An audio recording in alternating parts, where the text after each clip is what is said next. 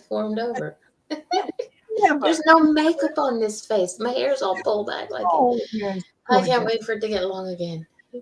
I love you. Tonight show, warning, warning, Mature parental. audiences only, okay? All you boys behave yourselves. No 16-year-old boys in the chat room, please.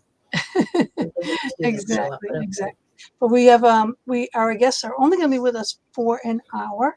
So I know that I had posted the bio video with the show ad, but in case you haven't seen it, I'm going to put up the video, and I have to screen share it. So now bear with me while I do this kind of stuff here and make sure I do it correctly.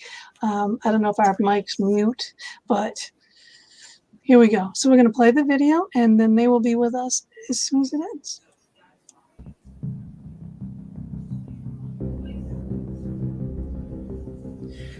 This week in the Fox Den with Gina B and Mama D, we have Dr. Elsbeth Meuth and Freddy Zental Weaver. They have assisted more than 10,000 couples and singles in rekindling and expanding their love and relationships over the past 2 decades. They are the founders and directors of the TantraNova Institute in Chicago and are featured on Showtime's documentary series Sexual Healing and the Emmy Award-winning NBC show Starting Over. Having shared their intimacy secrets at a global YPO Young Presidents Organization conference in the City of Love, Paris, and got nominated as Changemaker at the White House-sponsored 2016 United States of Women Summit Conference in Washington, D.C. Their retreats and workshops have been acclaimed throughout the USA, North America, and Australia, including having been on faculty at Eastland and Big Sur, California, and at Kripalu, Massachusetts. This engaging couple are sought-after speakers, off and online, at universities, spiritual centers, conferences, and summits. The efficacy of Elsbeth Meuth's and Freddy Zental Weaver's work is captured in the 2009 Doctor of Psychology research thesis, The Impact of Tantra on Couples, Intimacy and Sexual Experience, by Meredith E. McMahon of the American School of Professional Psychology of Argosy University in Chicago. Elsbeth Meuth, EDD, was born and raised in Germany and holds a doctorate in education and a master's degree in music.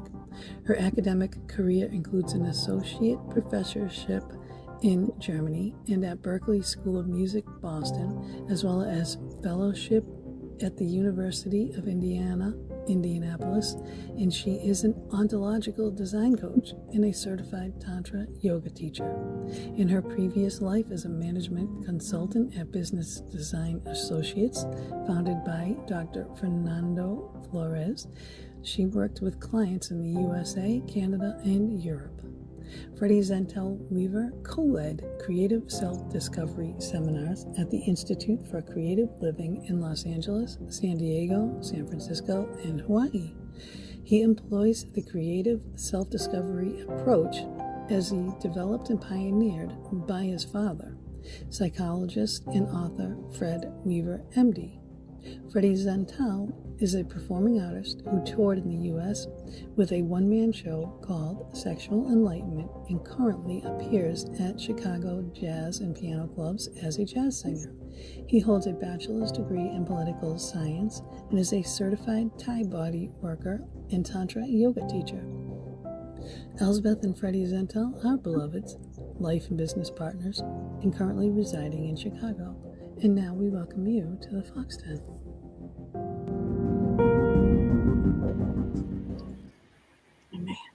There we go. Now I just got to remove that. And here we are. Welcome to the show, everybody. Great to be here. Thank you, Gina, Mama D. Thank you. No, thank you guys for being here. It's going to be an interesting show. I don't know if you noticed on that video where it came to you, Elsbeth, about Germany. I started slowing down reading because I couldn't pronounce the German words. I was like, in Germany. You created this video with so much really detail and thought, and the images and pictures. I'm totally taken by you. Oh, thank you so much. Well, you know what? Ditto. Same thing. Sexual Enlightenment, this book, the courses that you have, your website. You talk about taking it to the next level. You guys certainly did.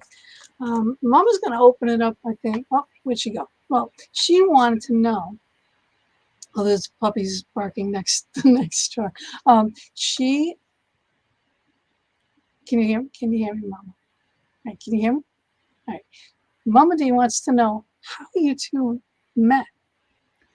Oh, wow. What a story. Mm-hmm. And you have read a little bit about this in the book, so you have a taste of it. So let's tell the audience. Yeah, well, I was in the software business and it was in San Francisco for many years. And I'd been practicing this since I was 13. My father's a psychiatrist, got me into it actually. And anyway, I was single and I was moved here. A company hired me, moved me to Chicago. And I was online looking for Shakti, a female tantra partner. And Elsbeth's profile showed up. We met and it was kismet. Almost, 6 months to the day we created this work, TantraNova Institute. And we've been together doing this work all over the world with singles and couples for the last 21 years. Yeah, but tell a little bit of your story, how you were brought up, because it's so unusual and definitely not what happened in my life. I'll be glad to do that. I know that you both did. You had completely different, upbringings. Beginning, yes, beginning. And with sexuality and all. So you, Freddie, you had your dad, who I was very fortunate to have him. Yeah, I was, typical 13-year-old going through puberty, and I was living in Hawaii, and spending a lot of time in the shower. So, right. My father gave me a book. He took pity on me. Thought I was going to hurt myself in there. He gave me a book to read on how to integrate sex and meditation, sexual meditation. And well, I loved it. My girlfriend loved it. And what was interesting is I, at the time, had my sights on college as an athlete on scholarship, but I had some ambivalence around my capacity and skill. But the practices allowed me to get past that belief, and I went on to college on athletic scholarship. So this is kind of the core of what we want to get into as well, around what this work can be for people in terms of transforming something that they most deeply desire into something that is now tangible and happening in their life. Anyway, so yeah, as I said, I was in software business for a long time, and what I knew about this work was to be inspired about your life. And after 15 years in San Francisco, beautiful city, it was just a job. But being hired and going to Chicago was new. And then meeting Elsbeth, I really came to Chicago to meet Elsbeth. And this is the work. Oh, look at her. She's gorgeous. Nice. She's gorgeous. Right? Yeah. And she's got a great resume. Yes, she does. Yes, she does. And this work has fulfilled us both so beautifully. So look forward to unpacking further on that and what this is, because it's really it's unique and it's old. Working with, sexual energy, think about it. It's nothing, what's not to like, but we'll get into it. Elsbeth's going to tell you a little bit about her now. Yeah. You had a completely different type of a childhood. Completely different. I would have, loved to have a dad who would have given me a book on sex consciousness when I was a teenager. I don't know about you, Mama D and Gina, but that was not customary. Nope. Taboo in my house. Taboo. My mom wouldn't even tell me how to use a tampon. Right? She's like, here, read the box. Right? She's so embarrassed. So yeah, it's ridiculous. But go ahead. Yeah. So as you probably can tell from my accent, I didn't grow up in the United States. I was born and raised in Germany, as you saw in this beautiful opening video. And I do remember when I was a kid, and, these hot summer days in Stuttgart, Germany, what we did as kids, and I'm one of 10 children, so there was a whole row of children going outside with our umbrellas up and butt naked. We didn't find that strange at all. It's just what we did. However, it totally changed when I hit puberty. My relationship with my dad changed, and I got interested in all things sexual, to the chagrin of my parents, and there was a lot of suffering and fighting for me. But anyway, in my late 20s, I came to the United States to do postgraduate work in music, and then got my doctorate, as you earlier learned, and then I moved into management consulting. And I had gotten really good at consulting. That was in the 90s. but I was miserable in relationship because I had this pattern of attracting unavailable men. And while that was exciting, most of the time I was alone, Right. And there came a point, I remember when I hit 50, I I really became aware of, like, in this desperation, that if I was not going to change that trajectory of attracting unavailability, I would end up without having lasting intimacy and love in my life before I leave this planet. And I just didn't want to settle for that. So I said, Elspeth, whatever you need to do. And voila, here I go to the Tantra workshop with the hope that what was, like a veil in front of me, keeping me from creating lasting intimacy and love in my life. I wanted to lift that veil, but I didn't know what that veil was. Mm. I know there was something, but I couldn't touch it. And Right. so in the tantric work, it was rather amazing because it in the tantric healing, you access really the whole being, the physical body, the sexual body, the emotional body, the mental body, the spiritual body. So it's a very holistic approach. And what I tapped into in that tantric healing was that I got that I had held distrust towards men. Now, I had no clue about that. I found myself very charming and inviting and enrolling, and Yeah. controlling, and I mean, reeled them in, the guys. But underneath, in the subconscious, there was some narrative, some story that was not accessible to the conscious mind. And Yeah. all Keeping, that keeping, came. that safety of this by keeping that at arm's length. Yes, yes, yes, exactly. Yeah. So anyway, and then I cleared this, and this distrust had actually to do, and all of that came up in my tantric healing, had to do with you know with an earlier experience when I was 18 years old, Okay. and first lover, first boyfriend. I, was deeply in love, and he asked me to have intercourse, and I said yes, although I was not ready.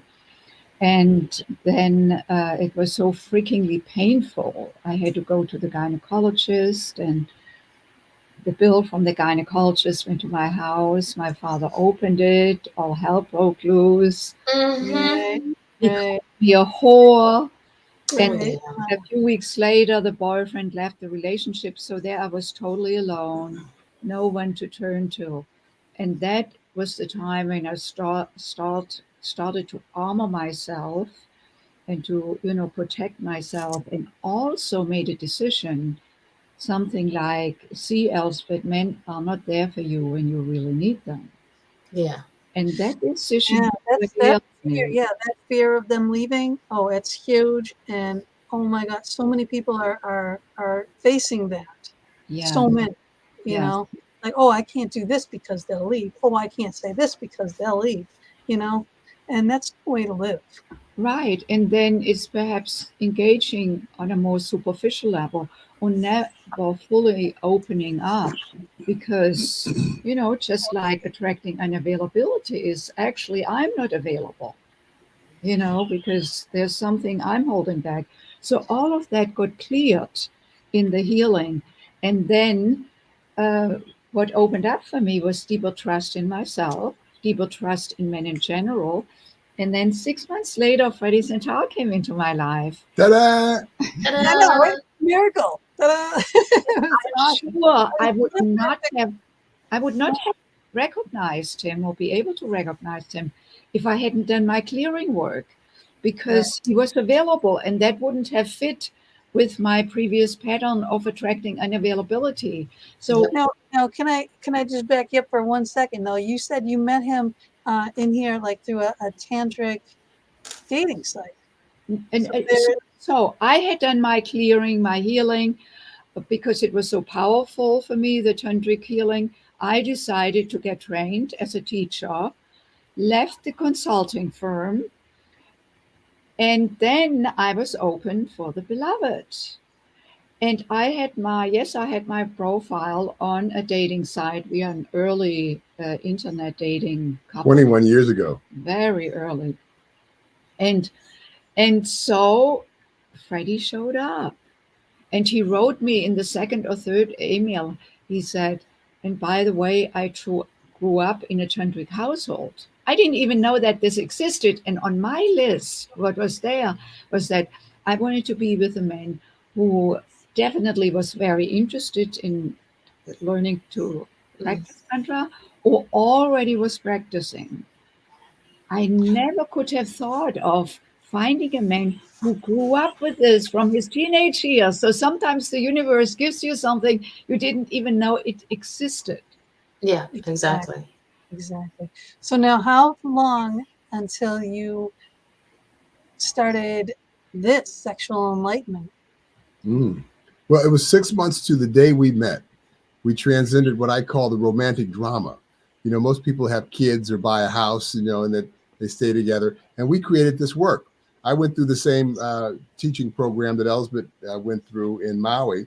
And I had been studying this. So it was really great because it brought it all together, and we created our curriculum. And we started, doing workshops. And almost immediately people responded. We were in the Midwest, and we didn't know how that was going to go. The Yeah. Midwest, and there was no one that looked like us teaching this particularly. But I it know. really did take off, and we have been so fulfilled. I have been so fulfilled by it. I always felt a little bit like a fraud in corporate America, because I had this unusual Yeah, because upbringing. this is definitely the real you, right? Yeah, and Yeah, especially 21 years ago too. Yeah, I can see the, right, exactly. And I think we all have some authentic, unique, individuality that very rarely do we all get to it. So I feel very fortunate that I was able to put together all the things that I really love to do, that I do well, and it's been the best thing I could be doing on the planet. fabulous. Awesome. That is fabulous. Now, how are you integrating the tantra into sexual enlightenment, and how is this all working? Like, what are the workshops like entail? It's good. Yeah. So Very good. let me say a little bit more about Tantra and what that is, because often people they may have heard it like Sting, 20 years ago or something. Or they have heard of tantric sex, or some people have no clue. And so the way we teach Tantra is very much based in the traditions of, East India.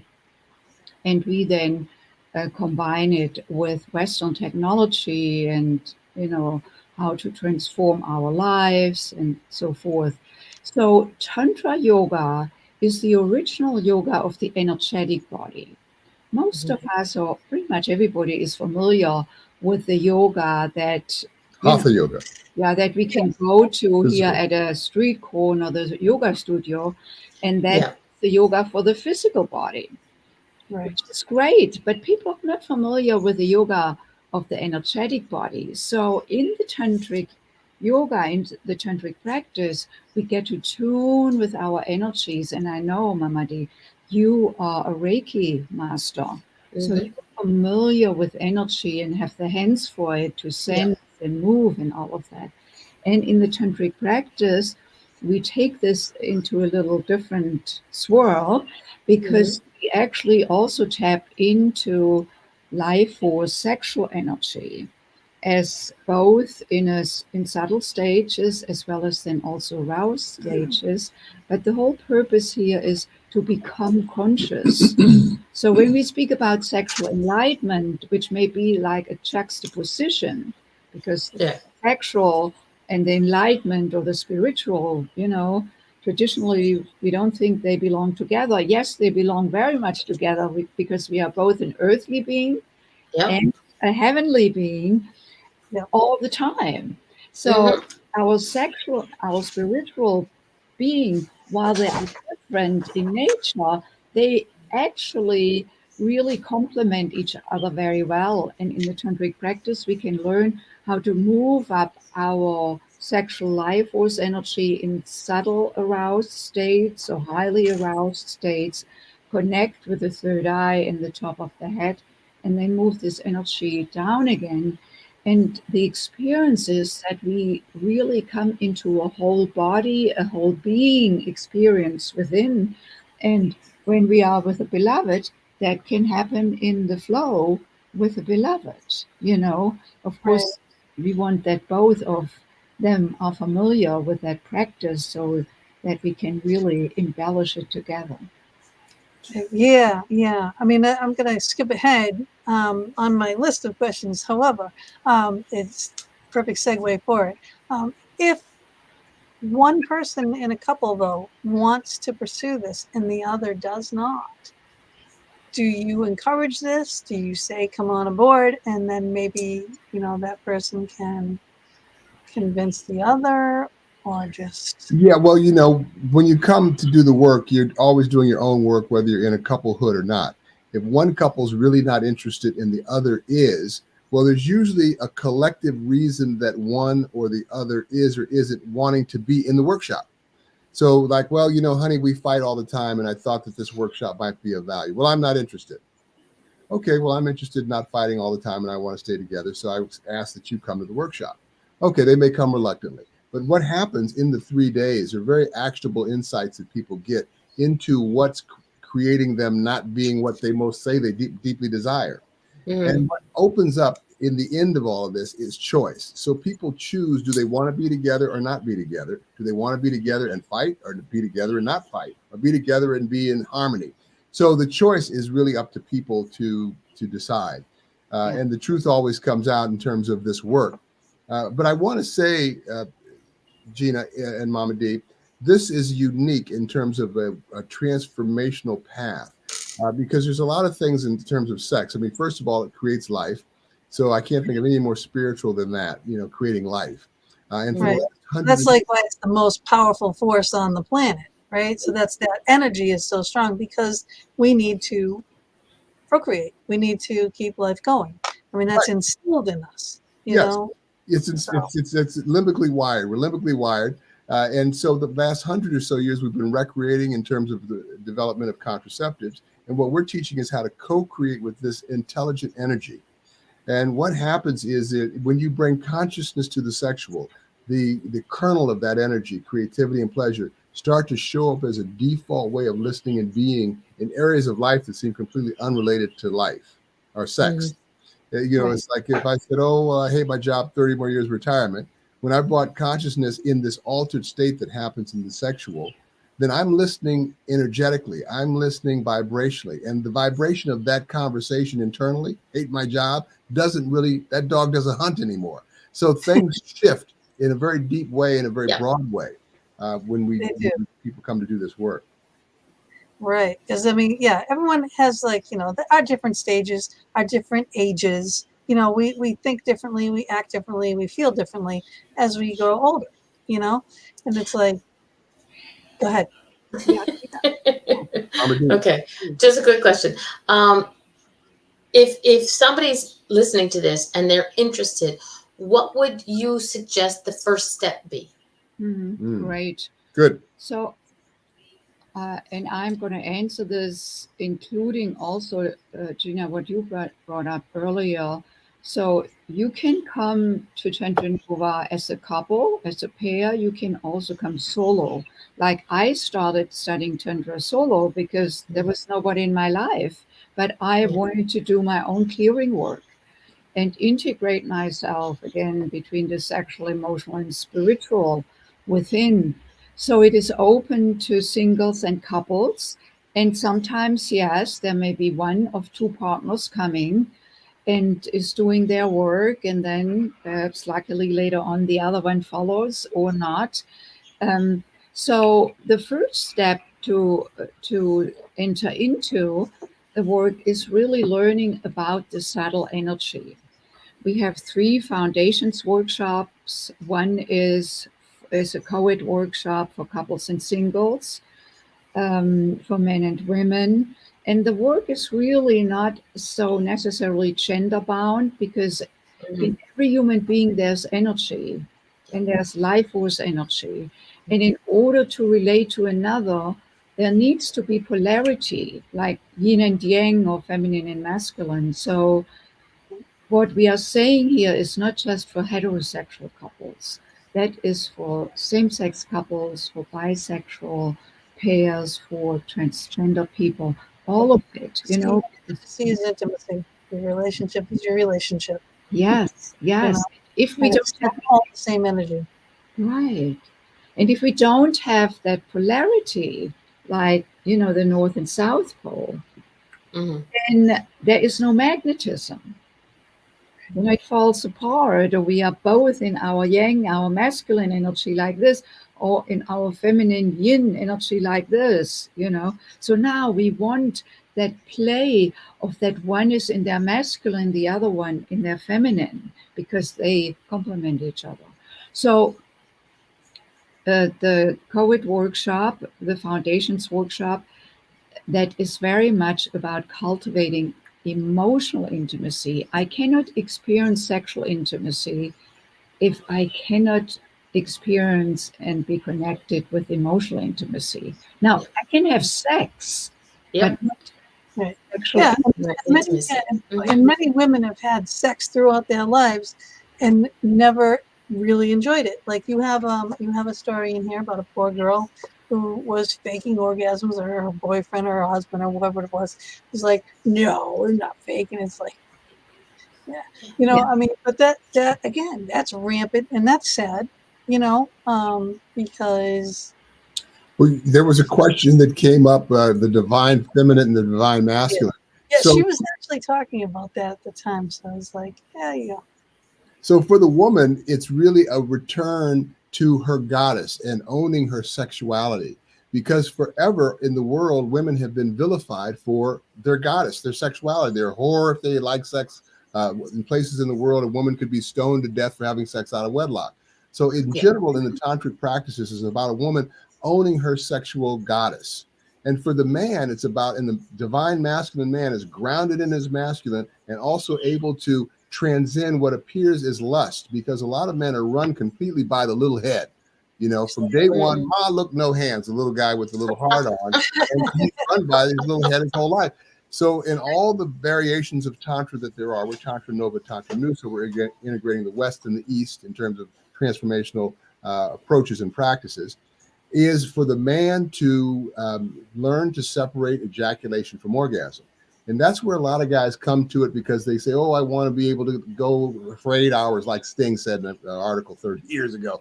But what happens is, it's not about lasting longer. It's about learning to circulate what we call this orgasmic nectar. And that requires breath, energetic awareness, and muscle awareness. Mhm. And you can learn to Same do it. for a woman. It is the same for a woman. Yes. Right, but for a woman, the so the masculine energy calls for channeling, that the man learns to channel instead of just releasing. Right, The big right, right. difference between the man and the woman is, when the man has an ejaculation, he has a refractory. So he loses energy, he loses attention and focus, he loses engagement. A woman is much more capable of multiple orgasms and staying in that engagement, in that connection. Yeah. So for the man, it's learning. That's what I was kind of referring to, because if when the muscle and the breath and the everything, to Yeah. have that multiple, you have to kind of Yes, yes.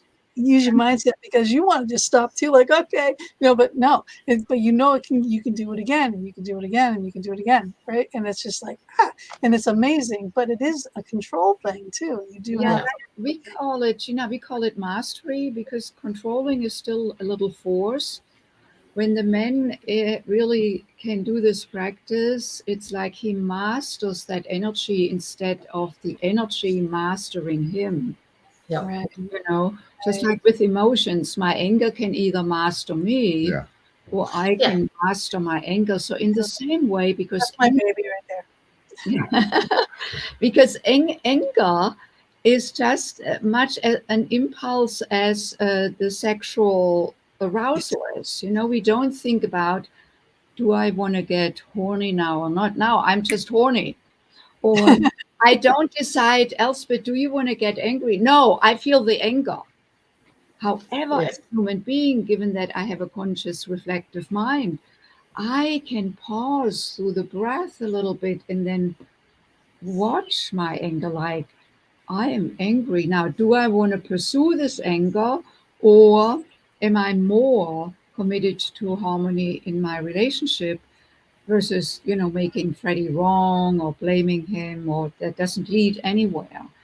And so I can shift in myself. So really transmute that impulse in the same way we can transmute that impulse, that sexual arousal impulse, not to suppress it, not to try to make it go away. No, we move with it, we breathe it up. And so this is actually really miraculous when men learn that, because they become more integrated. They actually mature when they That's it. You're right. integrated between their sex and their heart. We talk about being grounded in your manhood and open in your heart. Say a little bit about men's emotions. Right. You know, for most men, there are two emotions that we are socialized and modeled to be okay with, and that's fucking or fighting. You know, men are much more capable of, transforming that the energetic emotional breath of being able to be nurturing and to cry and to be felt and heard and seen. And that's part of what men learn in the men's workshop, particularly that I teach. But Yeah. they also will get it in any of the workshops that are co-ed as well. So that's a new learning for men, and it's the new man, because if we're going to really make that spiritual quantum leap to seeing ourselves and each other when we don't destroy the planet, we're going to have to integrate that feminine energy. That masculine feminine energy has to be integrated, because there was a time when you needed that masculine testosterone energy to cut down the trees and kill the saber-toothed tiger, but we've gone beyond that now. you know Yeah. so Yeah. it's the new frontier is Yeah. really getting past the vilification of sexual energy. Mama D had something. Oh, yeah. Okay. Okay, and I've noticed, I'm the type of person who sits back and watches, and a lot of men, when they feel like, oh my god, I'm going to show emotion, I'm going to show feelings, it makes me weak. And now we need them. What I am trying to show the younger ones, show my children, show my grandchildren. Okay, I only got a girl right now, but is that emotion doesn't make you weak, it actually makes you stronger, so long as you learn how to control it. Yeah, don't get lost in it. Feel it Yeah. deeply and come back to center. Yeah, and that's where the work And is. Yeah. use the emotion to bring something forth, because I can use my anger and channel it to really move into action, perhaps to create justice in the world. Or I can also, in relationship, if there is anger, I want to listen to the anger, but I don't want to be swept away by the anger, because that is where I lose my power. Yeah. Power is there when I say, wait a minute, darling, there's something that I would like to talk about, that we really need to look at. It's not working for me, or it hurts or something, but coming from a place so that he can hear it, versus you did this and So Yeah. this is really we're getting to the core of what the tantric practices are about and how they're different from a lot of other approaches to transformation. So to do what we're talking about doing, which is when we have an emotional impact, we're really sad someone passed away or something happened to us, or we're really angry and we can't get past it, we're stuck in it. This requires being in the witness, which is being able to watch the story, the conversation, and watch the energy and watch the emotion from out here, outside of ourselves. And most folks think, well, all I am is my thoughts. They don't even think that. It's just like, what thought are you talking about? Well, that's the thought I'm talking about when you say that. What are you talking about? Yeah. Yet we are this quantum, which is this imagination, to imagine something that's never been before. So in the tantric practices, people come to our workshops, they have an intention, they do an intake. So they write down, what would they like to get out of this work? Better relationship, a relationship, work that's fulfilling, a place that's inspiring, whatever it might be. So clearly there's something that they're doing to create what they're getting, coming from that we are the only ones and the authors of our life. And if they could do it, they would just do it. They wouldn't be coming to a workshop. So in the work, there are actionable insights that people get through the processes that we lead them through in the practices and the exercises. One of the foundational pieces to the work is a homework practice, which is called a healing practice, which is where the sexual practice comes in. Now, the design of that is that there's a giver and receiver, which is different from mutual lovemaking. So for the receiver, it allows that person, whether it's the woman or the man, to be in what shows up in this altered state when we are in our sexual, either low arousal or high arousal. Either way, we have more endorphins, serotonin, oxytocin produced. So we're, in a chemical state of ease. We're emotionally more loving, open, vulnerable, receptive, right? So emotionally, and then we give them specific distinctions around breath and energy awareness and muscle control so that they can control, particularly for a man, those higher levels or lower levels. That's one of the things. But what happens is if you have an intention and you go into this practice with an intention to see something about wanting to create work that's fulfilling or a relationship or whatever, what happens is we get more unmasked. We are more vulnerable in this altered state to get to the energy, the story, the core of what is in the way for us. Could be just sadness. It could just be come up as a vibration. But there's usually a profound thing that happens in that practice. So that's what we're doing. I think it's amazing. I think it's great. And I really think every couple, I mean, this could be a great book to give a new couple. This could be a great wedding present. Yeah. It really could be, because it can start your whole relationship off on the right foot, and because there are so many differences, and gosh, and especially in today, like now you guys have been together for 21 years. A lot of times there's so much divorce now. There's, no one wants to just stick it out. You know what I mean? It's just get a divorce and move on, and it's just kind of like disposable. Everything's disposable nowadays. But to work on something, to really work on something, then especially if you want to work on something, that there's a reason for it, So, I mean, why not start off on the right foot, But we are coming into relationships, especially us older, older people going into new relationships. We have tons of baggage, and we have tons of things, and tons of trigger points, and things that set us off. It's like, well, I like this, and I don't like that, and I like this. But how they didn't know this, unless you talk and you communicate about these things. Yeah. So also all of it affects intimacy. Yeah, and it's curious that none of us had education in how to create intimacy and love consciously. It's not. We don't have a course in high school or college. We may have some sex education, but that's not what we are talking about. Well, that's more contraception. Right. And No. I'm gonna. This is a pet peeve of mine. My niece, who is in grade 2, they had sex education this year. Grade 2. Grade 2. Okay, really? And they got taught the body parts, but the actual name of penis, vagina, and like that. But my niece's we'll say sex education was before that, when a young man in her class said to her, and y'all gonna have to bleep me, I don't care if I can say this without blushing too much. This little boy said to my niece, "I want to eat your pussy." Mm-hmm. So I mean, this is a young man who heard this somewhere, because this is not something second graders normally talk about. But so to me, that's not that wasn't what they learned afterwards. Didn't help them. No. Because then they just sort of. I don't know that it's a bad. Anyway, I understand your concern, and I think that there's such a learned vilification around our sexual selves. It starts at a very early age, and when you're that young, you don't even have any. There's no sexual desire. There's no any of that's going on. You're just a kid. You're just in your body, learning about your body. It's the grown-ups that have all the stuff around it. Yeah. So if a grown-up could talk to that little boy and say, "What do you mean you want to eat her pussy?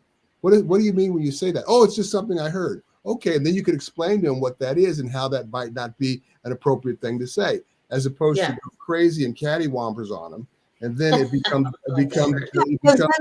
he's got to And go to therapy now when he gets older because, this thing happened, Yeah.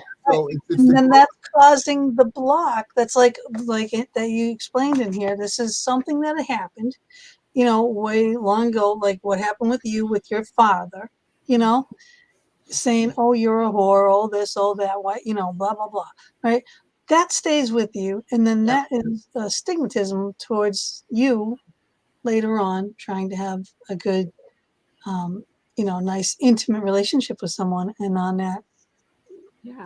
Yeah, much deeper kids level. are not prepared for puberty. It just Yes. hits and boom, it's just Yes. crazy for them. So, but also in our late teenage years or young adult lives, it's not something we don't learn about love and intimacy. How to, it's like you fall in love. It's all by default, basically, And I'm not saying that there may be something wonderful that, when two people come together and there is an attraction, all of that it's wonderful, but Yeah. it's not sustainable.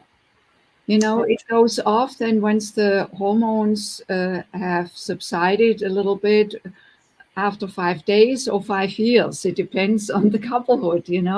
But Yeah. so then how could we create it consciously? And that, like any sustaining anything in life, requires cultivating awareness and having very particular practices so that we can, like in our relationship, that we can sustain our love connection.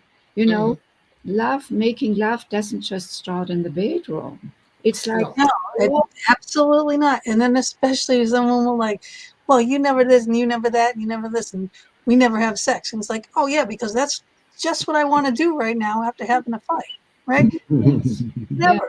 You know what I mean? It's So, everything else. Gina, you Everything. may like that, and you may want to think about bringing this into your relationship, how you can learn to connect with each other that is heart based, heart centered, because we often approach our partner through the head, and the Mhm. head is not a good place to connect with because there's a lot of judgment, doubting, questioning, make wrong. And so we drop out of the heart, out of the head into the heart. And how we do this, you want to guide it? This is the heart to heart connection, and you can do this, and it really transcends. It takes you to the place that you want to get to when you're having sex, which is that really connected, easy, out of your mind, in your body, just easiness. So you place your hand on one another's heart, you gaze into each other's left eye, and then you synchronize your breath together. Breathe in together, breathe out together. And this is co-centering, where you're just dropping out of any story, conversation, or, oh my God, she's gonna see something looking into my eyes, getting out of whatever anxiety is there and just breathing together. And then you circulate, where you put your attention on the location of the hand on the heart, and you visualize sending energy on the exhalation into the other's heart, and then receiving on the inhalation into your heart. And you keep that focus, and you're not just looking and waiting for something. You're putting your attention on a location and your intention to move it in the direction with the breath. And then we have the circuit, breathing in together and sending love from our heart into the beloved's heart, and then receiving love from the beloved's hand into one's heart, exhaling, sending love, inhaling, receiving love. And then we have a circuit, and we become very connected in the synchronized breath, because in the synchronized breath we become one. It just happens. We don't have to work on it. What we do need is that we want to be willing to do it, and we want to be willing to do it regularly, because that is just like a fountain of love, a fountain of connection that is so easily accessible when we bring our awareness and connection to it. All these little micro abrasions that happen in relationship, and you start becoming like passive aggressive. You don't say anything because you don't want to rock the boat, but the things build up. Well, these kinds of interludes, these kind of things will break the tension and break the story making and break the energy the total felt sense of that story. So you can get back to a zero balance more quickly on a consistent basis. And it really does make a big difference in ongoing communication and connection. Yeah. So whenever we see each other in the house, Freddy just came back perhaps from working out. He comes home and we do the heart-to-heart connection. Takes a minute or two because once you're used to it, you drop into it. I mean, so immediately, and it is so sweet. Like a somatic meditation, quick one with each other. That makes a lot of sense. I like that. It does, yeah, because I mean, that's, you know, with Reiki, with prana, with all those things, it's and chi and Yeah. all that, it's all energy, and that's a direct energy, you know. I'm used to doing prana. She's used to doing Reiki, which is usually like a one-sided thing, which is give it, you know, pull it out of someone, get rid of it, not sharing. You know, I never even thought of it Yeah. in that, you know, realm of sharing. So yeah, I know how powerful that energy is. Yeah. So yeah, I definitely can see the value. Yeah. You know, And then, of course, we take this to other levels. Heart-to-heart connection, then it's a sacred also connection. the sexual center connection, so that we actually come into that circle. Like the man breathes up, Freddy breathes up from his lingam, which is the word in Sanskrit for penis. Lingam means magic wand or wand of light, much more endearing than, you know, all kinds of other not so pleasing words. Like dickhead, you know. So anyway, Very true. he breathes the energy, wonderful energy from his lingam, from his magic wand, up into his heart. He becomes connected within himself. When I feel his heart is opening, my heart opens.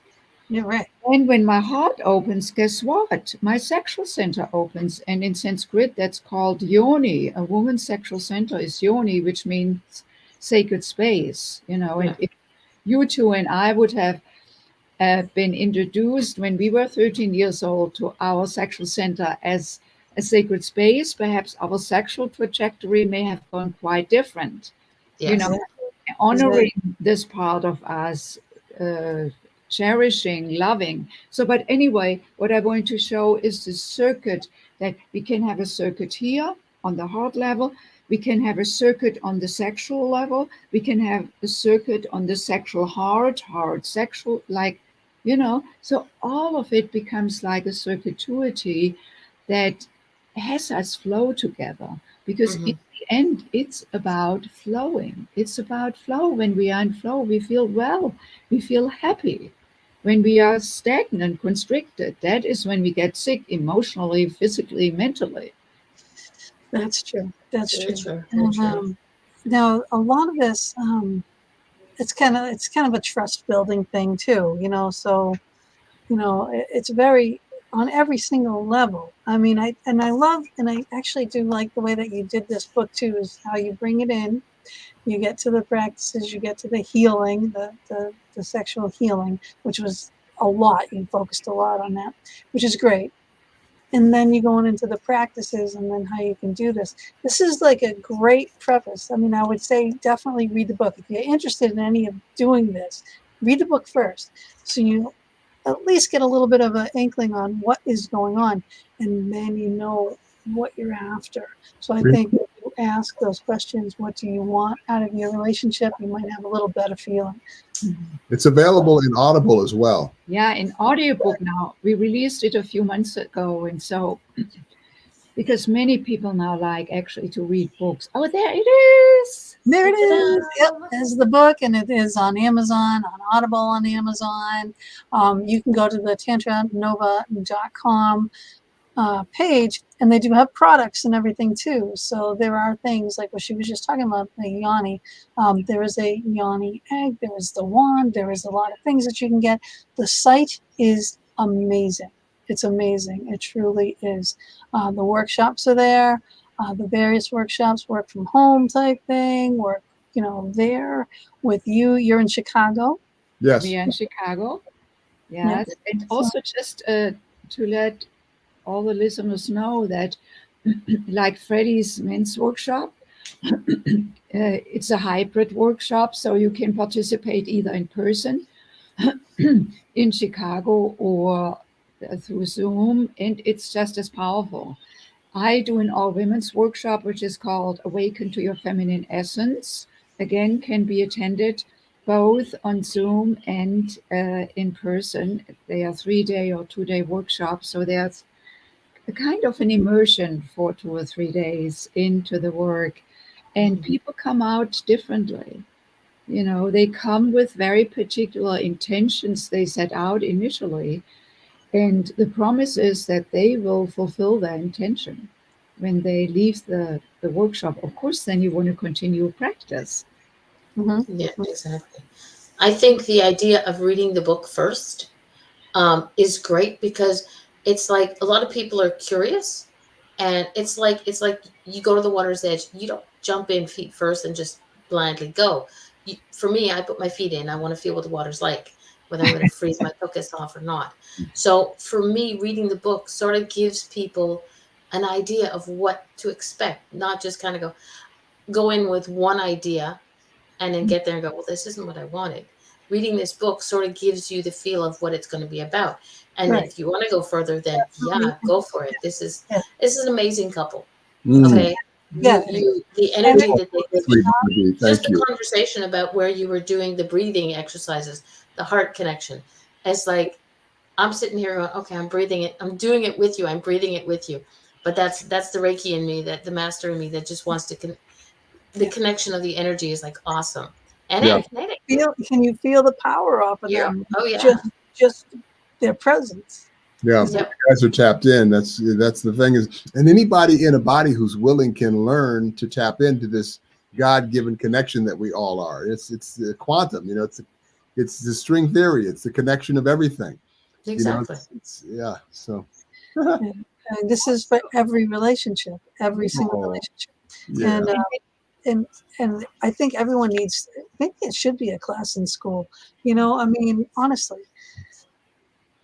So energy is more prevalent today than it was. That's for sure. So people are understanding and accepting of it, you Mhm. know, but I don't think they accept it in like or thought of it in this. I don't think we'd allow this in a high school, but I think in a college or When it university comes, or in Quebec, a CEGEP, that would be something that I think that should be taught. So yes, then it leaves less people angry and frustrated yeah. because they learn how to focus things. They learn how to, We uh, actually had a program, a summer program a few years ago for youth, for kids between 15 and 18, but boys and girls. okay. And at some point in that summer camp, we took them apart. Freddie went with the boys and I went with the girls, and we did different things. Do you want to share a little bit? Right. So yeah, it's very funny. So we had this program, and some of their parents had done work with us, and some of the parents hadn't.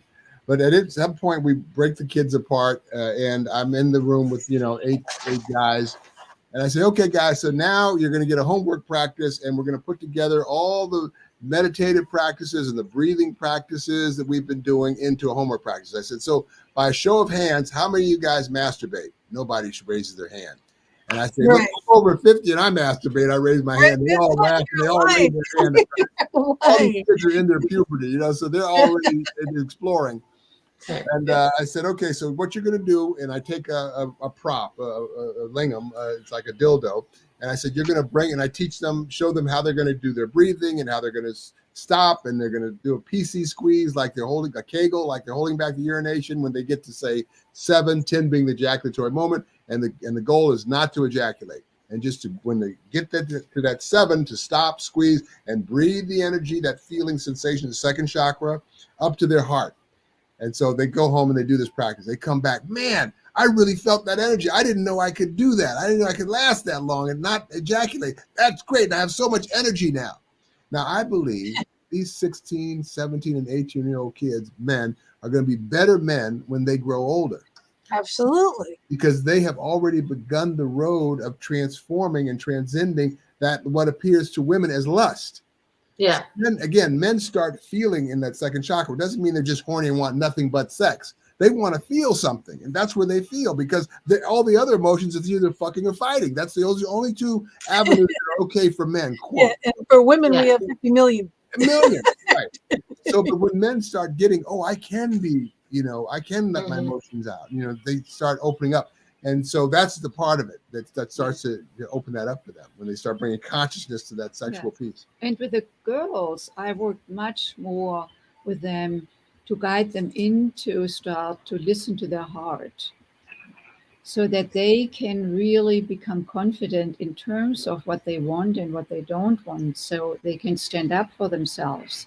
And that can only be gotten when we listen to the heart. Otherwise, I try to figure it out, and perhaps I should do something because my girlfriend is doing something. Or, Mhm. no, listen here, and the answer will come. And they will then also know, if they want to get intimately more involved or not, or what is right for them. So we don't do the program anymore because we are pretty much focusing on, adults. But Yeah. just that was a great time with these kids, and we Well, wish. I bet you impacted their lives, and hopefully they said it to their friends. You know what I mean? Hey, try this. You know what I mean? Yeah, yeah. Yeah, Because that's how Well, guys you are. never know. They may come back and take your class as young adults. you never Right, know. right. Actually, one of them did. She also then became our administrative assistant, and then she actually took more workshops and was great. That is awesome. See, and Now that's we and that's the thing. You only need for Gina and I, sorry, we focus on hitting that, affecting that one person, and that's what you did. You affected that one person to the point where she came back and she worked for you and with you, so Yeah, that she could expand her energies and her knowledge. So yeah, yes, Exactly. yeah. Yeah, you guys are totally amazing, you amazing. are. So now, do you have other plans, other books, other workshops that you want to start? Yeah, actually, we already, are promoting one of our big retreats. I mean, we have retreats in Chicago every month for men, for women, co-ed, foundational workshops, advanced workshops where we teach these sexual healing practices. We have a 3-month mastery program. We have a certification program for people who want to actually share the work with others and make it a professional, integrate it into their already existing work, like a therapist or even like Reiki masters Hmm. or a massage therapist or psychologists, or they integrate it into what they are already doing. Yeah. So yes, we do have a, couples retreat coming up in Costa Rica in Oh, February 2023. And oh, yeah, we found this beautiful resort. It will be a small group of couples, quite intimate, and the whole resort will be ours. So it, nice. it will be just, I mean, heaven, heaven. So if you like to come, Costa Rica in January is or February, February, Hello, I'm in Quebec. January or February. Best time to go. Not too hot. Get yeah, away from the winter over here. right, yeah, Specially prepared meals, beautiful pool, infinity pool, beautiful views, just beautifully done. I mean, just really architecturally, it's beautiful. Wow. Yeah, I would be interested. So would that be on your Tantra Nova site? and yes, under programs on TantraNova.com, it says programs, and then just scroll down to luxury retreats. Beautiful. Beautiful. Oh my gosh. And Freddie, jazz singer. And Yeah, Yeah, yeah, we that's got do me these. curious now.